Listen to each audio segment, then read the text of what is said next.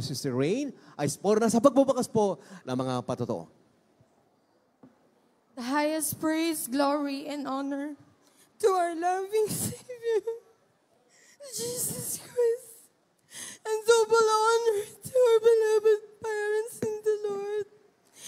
We remember and cherish the blessed preachings and teachings of our dearly beloved Pastor Wilden Shred Almeida and beloved Assistant Pastor Lina C. Almeida. And greetings din po to their beloved Almeida family, beloved preachers, workers, beloved brethren, and to you, beloved visitors. Ako po ay lubos na nagpupuri, nagpapasalamat sa ating pinakamamahal na Panginoong Yesus na ako po ay nakadalo sa araw na to, mga minamahal. Andyan po, mga minamahal, nangyari po to kahapon lang po, mga minamahal. Saturday po, around 1 a.m., mga minamahal. Habang pauwi po ako ng aming tahanan, galing po sa ating banal na gawain. Alam niyo, mga minamahal, sa hindi po inaasahan, na-aksidente po ako, mga minamahal. Car accident po, mga minamahal. Yung minamaneho ko pong sasakyan, nandiyan na bumangga po yan, mga minamahal. Sa isang dump truck po, mga minamahal. Andiyan po, mga minamahal, yung naaalala ko na lang po, umiikot-ikot na po yung sasakyan, mga minamahal. Pero mga minamahal, alam niyo po, habang umiikot po yung sasakyan na yan, talagang yung pakiramdam ko po, mabagal lang po yung ikot ng sasakyan. At nandiyan po, mga minamahal, after po, nung naramdaman ko po na humihinto na po yung pag-ikot ng sasakyan na minamaneho ko, andyan po, bigla na po akong nag-bounce back dun po sa upuan ko. At andyan po, mga minamahal, nung huminto na po, andyan na naririnig ko na po yung mga tao na nagsisigawan po sila. Alam niyo, mga minamahal, andyan po na dumadami na rin po yung tao nun sa paligid ng sasakyan, mga minamahal. Andyan na yung moment pala po, mga minamahal, na umiikot na po yung sasakyan talaga. Wala po kong ibang sinambit, kundi in Jesus' name, in Jesus' name.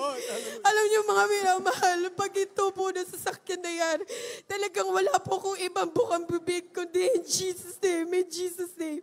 Dahil mga minamahal sa mga ganung panahon, talagang hindi ko po alam kung anong gagawin ko. Talagang alam ko lang po, tawagan ko ang ating mahal na Panginoon, naturo po ng ating beloved parents in the Lord. Alam niyo, mga minamahal, nung lumapit na po yung pulis po sa pwesto dito po sa may left side ko, mga minamahal. Andyan po na kinakatok nga po nila ako dahil ang akala po nila, mga minamahal, wala na po akong buhay. Pero napakadakila po na ating pinakamamahal na Panginoon. Nandito po ako sa harapan ninyo, nagpapatotoo, nagpapasalamat sa ating pinakamamahal na Panginoon. Andyan po, mga minamahal, tinanong nga po nila ako kung okay daw po ba ako dahil ang worry po nila, mga minamahal, baka nga daw po naipit ako kasi nga po, mga minamahal, sa kanilang point of view po, andyan na napakalakas daw po nung banggaan at andun nga po na umikot-ikot nga po yung sasakyan. Alam niyo, mga minamahal, nung pagkabukas po nila nung pintuan sa side ko, andyan na nakita po nila, mga minamahal, habang chinecheck po nila ako, kasama po yung nag-responde po sa akin, chinecheck po nila yung whole body ko, dahil nung time din po na yun, mga minamahal, suot ko po is yung choir uniform. So, sa madaling salita po, white po yung suot ko. So, makikita po nila agad kung meron po akong bleeding.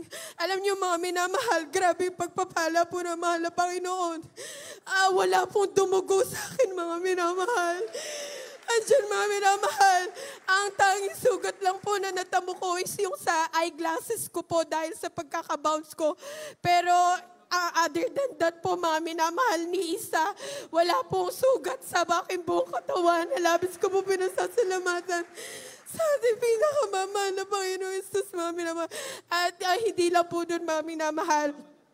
Gawa nga po na wala po sila nakita sa aking bleeding. So, ang worry po ng mga tao doon, mga minamahal, is baka nagkaroon daw po ako ng internal bleeding or fracture po, mga minamahal. Andyan po, habang naririnig ko po sila, andyan na po yung takot. Andyan na po, nare-realize ko na po kung ano po yung nangyayari sa akin, mga minamahal.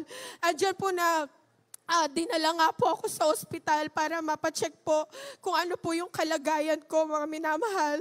Alam niyo, mga minamahal, ang pinagawa po nila sa akin is, tinanong po nila ako kung ano po yung masakit. Diyan na, unti-unti ko na nga po naramdaman yung sakit sa buong katawan po. Magmula ulo po hanggang sa paa. Diyan naramdaman ko po yung sakit. Hirap po ako maglakad. Hindi po ako makatayo, ni makaupo, makalingon. Talagang wala po, mga minamahal. Nakahiga lang po talaga ako. Diyan na, nung sinabi na nga po ng doktor para po ma-check ako, kailangan daw po ako ma-CT scan dahil tumama nga din po yung ulo ko. Diyan na, yung una pong ginawa sa aking test is yung CT scan at saka po x-ray para matingnan po yung if may fracture nga daw po ako. Alam niyo po, mga minamahal, dyan po yung takot ko bilang isang tao. Ngunit alam ko na naglilingkod ako sa buhay na Diyos. Yes, Dyan na covered ako ng panalangin natin, beloved parents in the Lord. Alam niyo, mga minamahal, pagkasabi po sa amin ng result, dyan yung CT scan ko, yung x-ray ko, despite na hindi ako makagalaw, lahat po yan, mga minamahal, all cleared. Hallelujah. Praise the Lord. Hallelujah. At di lang po yun, mga minamahal.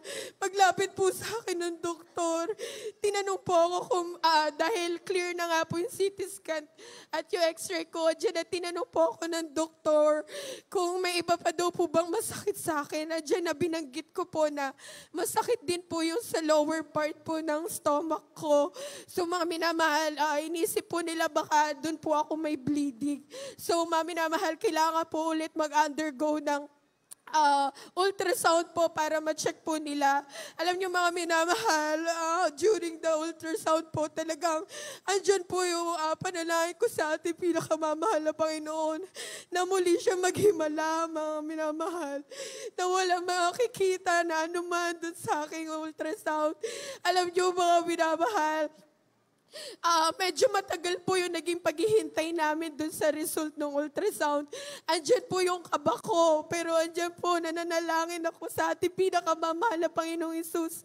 Alam niyo, mga minamahal, pagkalapit po ulit ng doktor sa amin, andyan muli po ang pagpapala ng mahal na Panginoon, yung ultrasound po na yan, wala po ulit silang nakita. Praise the Lord. Oh, glory to Jesus. After that po, mga minamahal, sinabi na nga po ng doktor na baka nga daw po yung pananakit lang daw po ng katawad ko is traumatized lang daw po yung body ko and then in shock lang din daw po. So, mga minamahal, pwede na raw po ako makauwi on that day din po, kahapon din po. Pwede na rin daw po ako umuwi. Alam niyo, mga minamahal, hindi lang po doon nagtatapos ang pagpapala po natin pinakamamahal na Panginoon. Andyan po, mga minamahal, dumating po sa point na nag-worry na po ako sa mga bills po na babayaran namin dahil sa mga ginawa pong test sa akin. Alam niyo, mga minamahal, andyan na habang naghihintay po kaming matawag yung name ko para po lumapit yung guardian ko doon po sa counter. Alam mo ba, adyan muli po kaming nanalangin sa mahal na Panginoon na maghimala, mahal na Panginoon. Alam niyo, mga minamahal, paglapit po nung guardian ko, ang una pong binigay is parang kasulatan po na pwede pong magamit for discount po. So, andyan po yung worry namin na baka may babayaran nga po kami na napakalaki. Alam niyo, mga minamahal, talagang hindi po kami nagtiwala po kami sa ating pinakamamahal na Panginoong Hesus na andyan po siya, ginagabayan kami. Alam niyo mga minamahal, pagkatawag po ulit sa name ko, andyan na lumapit po yung guardian ko.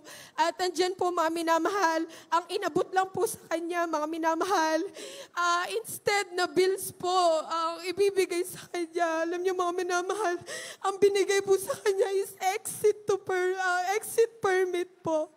So, permission to ma-discharge na po ako, mga minamahal. Andyan po yung pagpapahala ng mahal na Panginoon na talagang wala po ako ni isang binayaran sa ospital. Hallelujah. Glory to God. Labis ko po yung pinasasalamatan. At ganun po, mga minamahal, nung pauwi na rin po kami, doon ko lang po kasi nakita kung ano po yung naging itsura nung sasakyan.